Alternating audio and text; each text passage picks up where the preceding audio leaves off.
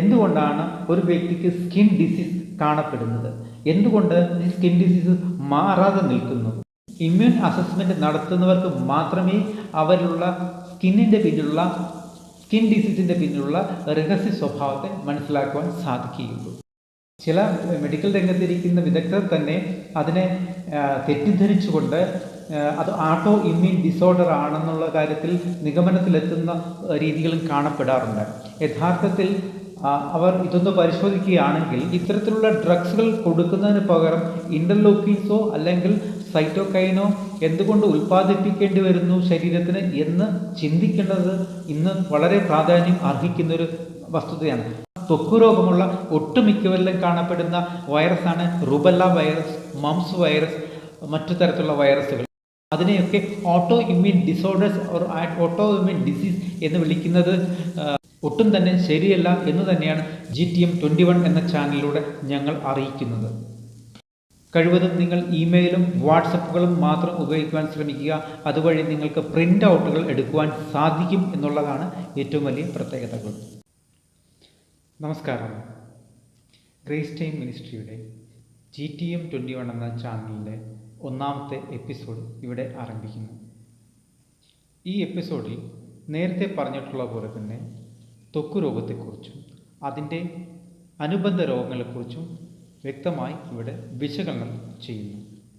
വിവിധ സ്ഥലങ്ങളിൽ നിന്ന് പോലും ത്വക്ക് രോഗത്തെക്കുറിച്ചും ത്വക്ക് രോഗ സംബന്ധമായ രോഗങ്ങളെക്കുറിച്ചും പലതരത്തിലുള്ള ചോദ്യങ്ങൾ ഉന്നയിച്ചുകൊണ്ടും പലതരത്തിലുള്ള സംശയങ്ങൾ വരെ ഉന്നയിച്ചുകൊണ്ടും ഞങ്ങൾക്ക് എഴുതിയിട്ടുണ്ട്.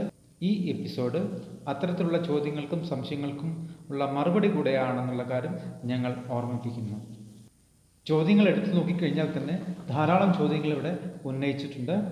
അതിലെല്ലാ ചോദ്യങ്ങളും സംശയങ്ങളും ഉൾപ്പെടുത്തി തന്നെയാണ് ആദ്യത്തെ എപ്പിസോഡ് ആരംഭിക്കുന്നത്. കാലാകാലങ്ങളായിട്ട് വിട്ടുമാറാത്ത ത്വക്ക് രോഗം ഇമ്മ്യൂണോ അസസ്മെന്റ് എന്ന ഈ പുതിയ സംവിധാനം വഴി ചികിത്സിച്ചു കഴിഞ്ഞാൽ പൂർണ്ണമായും ഭേദമാകുന്നതാണോ? അടുത്ത ചോദ്യം, ഇമ്മ്യൂണോ അസസ്മെന്റ് എവിടെ ചെയ്യുവാൻ കഴിയും? സാധാരണ ലാബോറട്ടറിയിൽ ഇമ്മ്യൂണോ അസസ്മെന്റ് നടത്താൻ സാധിക്കുമോ? അടുത്ത ചോദ്യം, ഇമ്മ്യൂണോ അസസ്മെന്റിനെ കുറിച്ച് പറഞ്ഞത് വിശദമായി കേട്ടു, ഒന്നുകൂടെ വിശദീകരിക്കാമോ? വർഷങ്ങളായി തന്നെ സ്കിൻ ഡിസീസുമായി ജീവിക്കുന്ന വ്യക്തികളാണ് പലരും. അത്തരത്തിലുള്ള സ്കിൻ ഡിസീസ് ഉദാഹരണം psoriasis, eczema, skin dryness, skin pimples, acne പോലുള്ള അസുഖങ്ങൾ, ഫേസിലുണ്ടാകുന്ന ആക്നെ പോലുള്ള ബുദ്ധിമുട്ടുകൾ കൊണ്ട് അനുഭവിക്കുന്ന ധാരാളം പേർ എഴുതിയിട്ടുണ്ട്.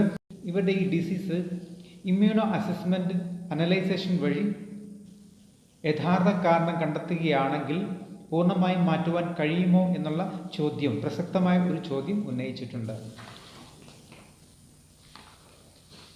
അതുപോലെ തന്നെ ഉന്നയിച്ചിരിക്കുന്ന വേറൊരു ചോദ്യമാണ്, പലതരത്തിലുള്ള ചികിത്സകൾ അവലംബിച്ചിട്ടുണ്ടും അത് മാറാതെ നിൽക്കുന്നു. വർഷങ്ങളായി തന്നെ സ്കിൻ ഡ്രൈനസും ഇച്ചിങ്ങും, ശരീരത്തിൽ അമിതമായ ഭാഗങ്ങളിൽ പലതരത്തിലുള്ള ചൊറിച്ചിലുകൾ കൊണ്ട് ഉറങ്ങാൻ പറ്റാത്ത സാഹചര്യങ്ങൾ ഉണ്ടായിട്ടുണ്ട്, അല്ലെങ്കിൽ ഉറങ്ങാൻ പറ്റാത്ത സാഹചര്യങ്ങളുണ്ട്. അത്തരത്തിൽ വളരെ വേഗത്തിൽ ശമനം കിട്ടുമോ എന്നുള്ള ചോദ്യം തന്നെ ചോദിച്ചിട്ടുണ്ട്. ശരീരത്തിൽ അവിടെ ഇവിടെയായി തടിച്ചു നിൽക്കുന്ന സാഹചര്യങ്ങളുമുണ്ട്, അവിടെ നന്നായിട്ട് ചൊറിയുന്നുണ്ട്. അതോടൊപ്പം തന്നെ സ്കിന്നിൽ പല ഭാഗങ്ങളും കട്ടിവെച്ച് വരുന്നതും വെളുത്ത ഭാഗം വരുന്നതും സ്കിന്നിൽ നിന്ന് അടർന്നടന്ന് പോകുന്നതും സ്കെയിലിംഗ് പോലുള്ള അടർന്നു പോകുന്ന ചില അവസ്ഥകളുമുണ്ട്. അതും പൂർണ്ണമായും മാറ്റുവാൻ കഴിയുമോ എന്നുള്ള ചോദ്യം ചോദിക്കുന്നുണ്ട്. അതുപോലെ തന്നെ സ്കാൽപ്പിൽ അമിതമായി സ്കിൻ അടർന്നു പോകുന്നു, തലയിരുവാൻ സാധിക്കാത്ത സാഹചര്യം, നല്ല വേദന, അതുപോലെ തന്നെ അവിടെ ചൊറിച്ചിലുകൾ അനുഭവപ്പെടുന്നു. അങ്ങനെയുള്ള അവസ്ഥ മാറ്റുവാൻ സാധിക്കുമോ എന്നുള്ള ചോദ്യവും ചോദിക്കുന്നുണ്ട്. ആ കൂട്ടത്തിൽ തന്നെ സോറിയാസിസ് എന്ന് പറയുന്ന അസുഖം പൂർണ്ണമായും മാറുമെങ്കിൽ അത് ഏത് വിധേന മാറുമെന്നും അതിന് ഏത് വിധത്തിലുള്ള ചികിത്സയാണ് ഏറ്റവും ഉചിതമെന്നും, സോറിയാസിസ് എന്ന് പറയുന്ന അത്തരത്തിലുള്ള ഒരവസ്ഥയ്ക്ക് ഏത് ഇൻവെസ്റ്റിഗേഷൻ നടത്തിയാലാണ് അതിൻ്റെ യഥാർത്ഥ കാരണം കണ്ടെത്താൻ കഴിയുക എന്നും കൂടെ ചോദിച്ചിട്ടുണ്ട്. ഗ്രേസ് ടൈം മിനിസ്ട്രിയുടെ ഇൻട്രൊഡക്ഷൻ പാർട്ടിൽ ഇമ്മ്യൂണോഗ്ലോബുലിൻ Gയെക്കുറിച്ചും Mനെക്കുറിച്ചും വിശദീകരിക്കുന്നുണ്ട്. ഈ രണ്ട് ടെസ്റ്റും നടത്തേണ്ട ആവശ്യമുണ്ടോ, എന്താണ് ഇമ്മ്യൂണോഗ്ലോബുലിൻ G കൊണ്ട് ഉദ്ദേശിക്കുന്നത് എന്നും എടുത്ത് ചോദിക്കുന്നുണ്ട്. അതിലെ ആക്റ്റീവ് ഇമ്മ്യൂണൈസേഷനും പാസീവ് ഇമ്മ്യൂണൈസേഷനെ കുറിച്ചും വ്യക്തമായി ചോദിക്കുന്നുണ്ട്. ആക്റ്റീവ് ഇമ്മ്യൂണൈസേഷന് വേണ്ടിയിട്ട് എന്താണ് ഞങ്ങൾ ചെയ്യേണ്ടതെന്നും വ്യക്തമായി എഴുതി ചോദിച്ചിട്ടുണ്ട്. ഇത്തരത്തിലുള്ള എല്ലാ ചോദ്യങ്ങളും ഉൾപ്പെടുത്തി തന്നെയാണ് ഇന്നത്തെ ആദ്യത്തെ എപ്പിസോഡ് ആരംഭിക്കുന്നത് തന്നെ. നമുക്ക് വിഷയത്തിലേക്ക് കടക്കാം. ത്വക്ക് രോഗവും അനുബന്ധ രോഗത്തിലേക്ക് നമുക്ക് കടന്നു വരാം. കാലങ്ങളായി തന്നെ വളരെ അധികം ആൾക്കാർ ഇന്നും തൻ്റെ ത്വക്ക് രോഗം, തനിക്കുണ്ടാകുന്ന അസ്വസ്ഥതകൾ മാറാതെ നിൽക്കുന്നതിൻ്റെ പേരിൽ ആത്മഹത്യ ചെയ്യണമോ, അഥവാ സമൂഹത്തിൽ ഒറ്റപ്പെട്ട് നിൽക്കുന്ന വീട് വിട്ട് ഇറങ്ങി പോകണമോ, അല്ലെങ്കിൽ സമൂഹത്തിൽ നിന്ന് എവിടെയെങ്കിലും ഓടി ഒളിക്കണമോ എന്ന് പോലും ചിന്തിക്കുന്ന ആൾക്കാർ നമ്മുടെ ഇടയിൽ ഉള്ളതായി കാണാൻ കഴിയുന്നുണ്ട്. ഇത്തരത്തിലുള്ളവർക്കും വേണ്ടിയിട്ട് കൂടെയാണ് ഈ എപ്പിസോഡ് തയ്യാറാക്കിയിരിക്കുന്നത്. സ്കിന്നിൽ തടിച്ചു വരിക, സ്കിന്നിൽ ചൊറിച്ചിലുണ്ടാവുക, സ്കിന്നിൽ റാഷസ്, റെഡ് കളറിൽ റാഷസ് ഉണ്ടാവുക, വൈറ്റ് പാച്ചസ് ഉണ്ടാവുക, സ്കിന്നിൽ അമിതമായി ക്രാക്ക് ഉണ്ടാവുക, ആക്നെ പോലുള്ളതും പിമ്പിൾസ് പോലെയുള്ളതും ആയ അവസ്ഥകൾ വന്നിട്ട് ഫേസ് മുഴുവൻ വികൃതമാകുന്ന അവസ്ഥ ഉണ്ടാകുക. അതുപോലെ തന്നെ സ്കാൽപ്പിൽ തൊലികൾ അടർന്നു പോയിട്ട് മുടി ശക്തമായി കൊഴിഞ്ഞു പോവുക, ചൊറിച്ചിലുകൾ കൊണ്ട് ഉറക്കമില്ലാത്ത സാഹചര്യങ്ങൾ, ഇത്തരത്തിലൂടെയാണ് സ്കിൻ ഡിസീസുകൾ മിക്കവാറും കാണുന്നത്. ഏതു തരത്തിലുള്ള സ്കിൻ ഡിസീസായാലും തന്നെയും അതിൻ്റെ പിന്നിൽ വളരെ വ്യക്തമായ കാരണം തന്നെയുണ്ട്. ആ കാരണം കണ്ടെത്തുക എന്നുള്ളത് തന്നെയാണ് ആദ്യ പടി. അതിനു വേണ്ടിയിട്ട് തന്നെയാണ് രക്തസാമ്പിളുകളിൽ ഇമ്മ്യൂണോ അസസ്മെൻറ്റ് ഇൻവെസ്റ്റിഗേഷൻ നടത്തണം എന്ന് ആവശ്യപ്പെടുന്നത്. ഇമ്മ്യൂണോ അസസ്മെൻറ്റുകൾ നടത്തുന്നത് വഴി ശരീരത്തിൽ അമിതമായ ആൻറ്റിജൻസിൻ്റെ പ്രസൻസ് കാണുവാൻ സാധിക്കും.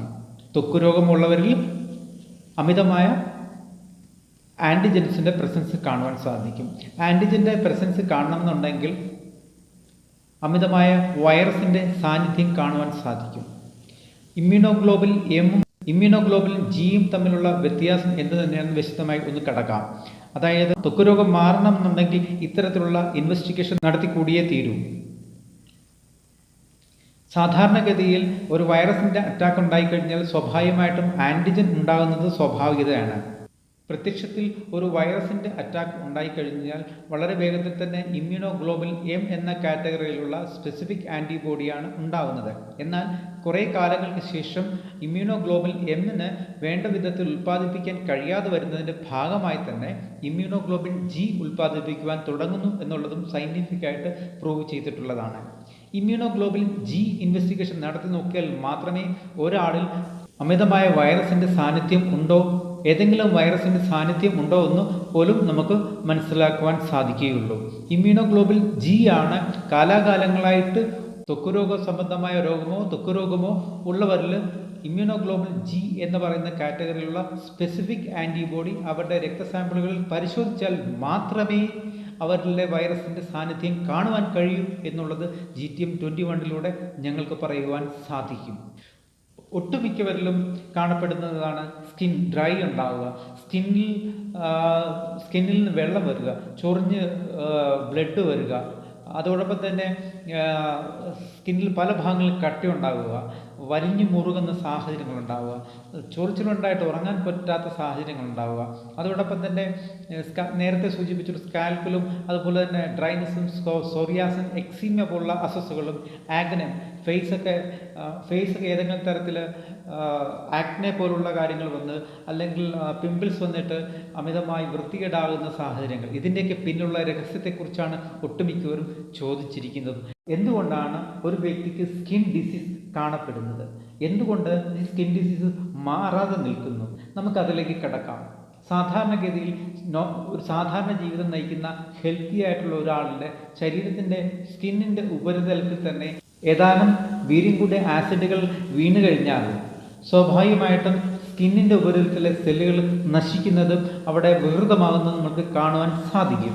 എന്ന് പറഞ്ഞതുപോലെ തന്നെ ശരീരത്തിൽ വൈറസുകൾ ഉണ്ടാകുമ്പോൾ കാലാകാലങ്ങളെ തന്നെ നിലനിൽക്കുന്ന ഒരു വൈറസ് ആണെങ്കിൽ പോലും അവ നിരന്തരം ആൻറ്റിജൻസ് ഉൽപ്പാദിപ്പിക്കുന്നു.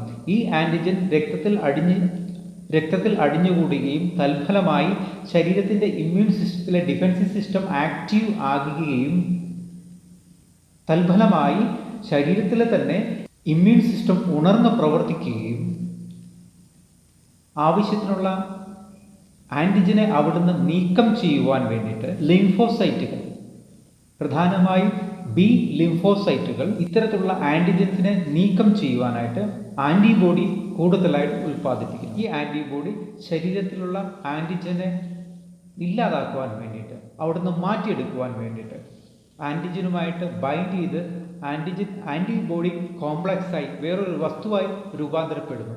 തൽഫലമായി ആന്റിജൻ സ്വതന്ത്രമായി പ്രവർത്തിക്കാൻ സാധിക്കാത്ത ഒരു അവസ്ഥയിലെത്തുന്നു. എന്നാൽ ഈ ആന്റിബോഡി കോംപ്ലക്സിൻ രക്തത്തിൽ അമിതമായി വരുന്നതിൻ്റെ ഫലമായി സാധാരണ രക്തത്തിൽ അമിതമായി വരുന്ന ഏതു വസ്തുവിനെയും മൂത്രത്തിലൂടെയും വിയർപ്പിലൂടെയും കളയുന്ന ഒരു പ്രത്യേകത, പുറന്തള്ളപ്പെടുന്ന ഒരു പ്രത്യേകത എല്ലാ ജീവജാലങ്ങളുടെയും ശരീരത്തിൽ കാണപ്പെടുന്നു. തൽഫലമായി തന്നെ വിയർപ്പ് ഗ്രന്ഥികളിലൂടെ പുറത്തേക്ക് ചാടപ്പെടുന്ന ഈ ആന്റിബോഡി കോംപ്ലക്സും മറ്റ് വേസ്റ്റ് മെറ്റീരിയലും സ്കിന്നിൻ്റെ ഉപരിതലത്തിൽ തങ്ങി നിൽക്കാൻ ഇടയാവുന്നു. അധിക നേരം തങ്ങി നിൽക്കുന്ന ഇത് സ്കിന്നിൻ്റെ കോശങ്ങളെ ദ്രവിപ്പിച്ച് തന്നെ കളയാൻ പ്രാപ്തിയുള്ളവ ആകുന്നു. നേരത്തെ സൂചിപ്പിച്ചതുപോലെ തന്നെ ഏതെങ്കിലും ആസിഡ് വന്ന് സ്കിന്നിൻ്റെ ഉപരിതലത്തിൽ വീണ് കഴിഞ്ഞാൽ ഉണ്ടാകുന്ന അതേ അവസ്ഥ തന്നെയാണ് ഇത്തരത്തിൽ അമിതമായി ഉണ്ടാകുന്ന ആന്റിബോഡി കോംപ്ലക്സ് വിയർപ്പ് ഗ്രന്ഥികൾ വഴി സ്കിന്നിൻ്റെ സുഷിരങ്ങൾ വഴി പുറത്ത് ചാടി സ്കിന്നിൻ്റെ ഉപരിതലത്തിൽ വന്ന് തങ്ങി നിൽക്കുമ്പോൾ ഉണ്ടാകുന്നത്. വേറൊരു തരത്തിൽ തന്നെ പറഞ്ഞു കഴിഞ്ഞാൽ പച്ച പപ്പായയുടെ കറ വീഴുന്ന സ്കിന്നിൻ്റെ ഉപരിതലത്തിൽ, ത്വക്കിൻ്റെ മേളിൽ അത് വീണ് കഴിഞ്ഞാൽ അവിടെ ബേൺ ആവുന്നത് കാണാൻ സാധിക്കും. അവിടുത്തെ കോശങ്ങൾ ദ്രവിച്ചു പോകുന്നത് കാണുവാൻ സാധിക്കും. ഇതിൽ നിന്ന് മനസ്സിലാക്കേണ്ടത് സ്കിൻ ഹെൽത്തി ആണെങ്കിലും സ്കിന്നിലേക്ക് വരുന്ന പദാർത്ഥം സ്കിന്നിനെ അൺഹെൽത്തി ആക്കുവാനും ഡീജനറേഷൻ സംഭവിക്കാനും ഇടയാവുന്നു. ഇത്തരത്തിലാണ് ഒട്ടുമിക്ക സ്കിൻ പ്രോബ്ലംസും കാണപ്പെടുന്നത്. ഇതിനുള്ള പോംവഴി ആദ്യത്തെ സ്റ്റെപ്പ് എന്ന് പറയുന്നതിൽ തന്നെ ഇമ്മ്യൂൺ അസസ്മെന്റ് ഇൻവെസ്റ്റിഗേഷൻ നടത്തി നോക്കുക എന്നുള്ളത് തന്നെയാണുള്ളത്, യാതൊരു സംശയവുമില്ല. അതും പ്രത്യേകിച്ച് വർഷങ്ങളോളം പഴക്കമുള്ള സ്കിൻ ഡിസീസ് ആണെങ്കിൽ തന്നെ, അല്ലെങ്കിൽ മാസങ്ങളായിട്ട് പഴക്കമുള്ള അസ്വസ്ഥതകളാണെങ്കിൽ, ത്വക്കുരോഗ സംബന്ധമായ അസ്വസ്ഥതകളാണെങ്കിൽ പോലും, ചൊറിച്ചിലാവട്ടെ, തടിപ്പാവട്ടെ, അടർന്നു പോകുന്നതാവട്ടെ, വിണ്ട് കീറുന്നതാവട്ടെ, പിമ്പിൾസ് ആവുന്നതാവട്ടെ, ആക്നെ വരുന്നതാവട്ടെ, അൾസർ ഫോർമേഷൻ, അത്തരത്തിലുള്ള എന്തുമാവട്ടെ, ഇമ്മ്യൂണോഗ്ലോബുലിൻ എമ്മിന് പകരം immunoglobulin G of that specific ആൻറ്റിബോഡീസിനെ കണ്ടെത്തുവാൻ കഴിയും എന്നുള്ളത് തന്നെയാണ് ഇമ്മ്യൂൺ അസസ്മെന്റ് വഴി നമുക്ക് കാണാൻ സാധിക്കുക. അത്തരത്തിൽ ആദ്യത്തെ സ്റ്റെപ്പായ ഇമ്മ്യൂൺ അസസ്മെന്റ് നടത്തുന്നവർക്ക് മാത്രമേ അവരിലുള്ള സ്കിൻ ഡിസീസിന്റെ പിന്നിലുള്ള രഹസ്യ സ്വഭാവത്തെ മനസ്സിലാക്കുവാൻ സാധിക്കുകയുള്ളൂ. കൂടാതെ തന്നെ ശരീരത്തിൽ അമിതമായി ടോക്സോപ്ലാസ്മ ആന്റിബോഡികളും ചിലരിൽ കാണപ്പെടുന്നുണ്ട്. ഇതിൽ നിന്ന് തന്നെ മനസ്സിലാക്കാൻ സാധിക്കുന്നത് അമിതമായി ശരീരത്തിൽ ആന്റിജൻസിന്റെ പ്രസൻസ് കാണുന്നു എന്നുള്ളത് തന്നെയാണ്. ശരീരത്തിൽ ആന്റിജൻസ് വന്നാൽ അത് അപകടം തന്നെയാണ്.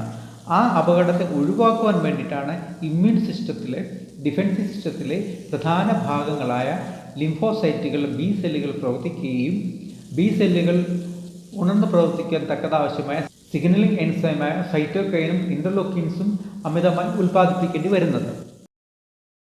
ഇത്തരത്തിൽ അമിതമായി സൈറ്റോകൈനോ ഇന്റർലോക്കിനോ കണ്ടു കഴിഞ്ഞാൽ തന്നെ സ്വാഭാവികമായിട്ടും ചില മെഡിക്കൽ രംഗത്തിരിക്കുന്ന വിദഗ്ധർ തന്നെ അതിനെ തെറ്റിദ്ധരിച്ചുകൊണ്ട് അത് ആട്ടോ ഇമ്മ്യൂൺ ഡിസോർഡർ ആണെന്നുള്ള കാര്യത്തിൽ നിഗമനത്തിലെത്തുന്ന രീതികളും കാണപ്പെടാറുണ്ട്.